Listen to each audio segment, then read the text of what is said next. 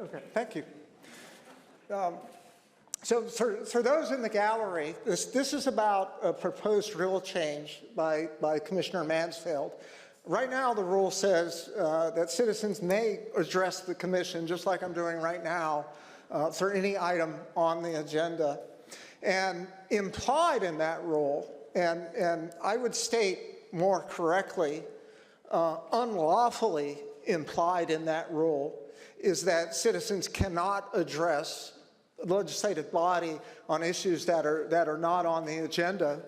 And for those in the gallery out there, I hope that you really listen carefully to what I'm talking about here. This is probably the most important civics lesson that you've ever had in your entire life.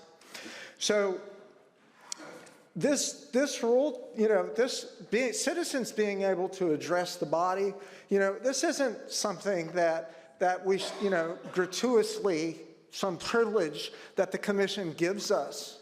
This is actually a constitutionally protected right in our state constitution. Article 1, section 23 says citizens have a right to peaceably assemble together for our common good, to instruct our representatives, and here's the most important part, to apply to those invested with the powers of government for redress of grievance or other proper purposes by address or remonstrance. And a remonstrance is a formal written protest. So you can make that application to anyone who's invested with the powers of government, either by orally addressing a body like I'm doing right now, or by doing a written remonstrance. This is a constitutionally protected right, and to say, well, just because it's not on the agenda, you don't get to exercise that right.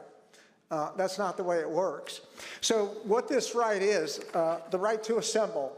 People think of street protests. That's not what it's about. It's about coming together in our churches, on social media, and talking about what do we want government to do or stop doing. That's what the right of assembly really is. And then we think about what are the instructions that we want to give to our representatives out there. We write those up and we make the application, we present it to a member of the body, and we're on the agenda. And we get to orally address, and our Constitution is broad. It says apply to those invested with the powers of government. That's not any single commissioner. Not one of you is invested with the powers of government on your own. It is the legislative body. It's the entire body that's invested with the powers of government. And this is an incredibly powerful constitutional right that we have to orally address, present our grievances or other proper purposes, our good ideas about, what do we want government to do or stop doing. And I'm literally the first person to exercise this right since 1850. This right has been so oppressed for so long, it has been wiped from our collective memory. And so we end up, we don't get to speak on something unless it's on the agenda because we haven't been taught about our constitutional rights. And we have this, unlawful, implied meaning of a rule that says we can only speak on items that are on the agenda. If the body has any questions about this, I would invite them to walk. I'm literally the top expert in this entire country on the right of the people to petition. This right exists to be applied to the General Assembly, our Tennessee House and Senate, and to the Congress. Like literally, citizens used to petition the Congress in the 1800s.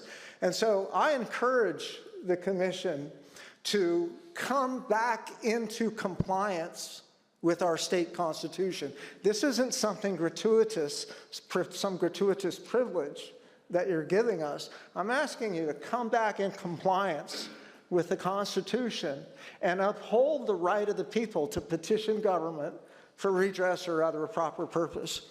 So I thank you for your time, commissioners, and I encourage you to vote in favor of this rule change and allow the citizens to exercise a constitutionally protected right and address the body on non-agenda issues. Thank you. Thank you.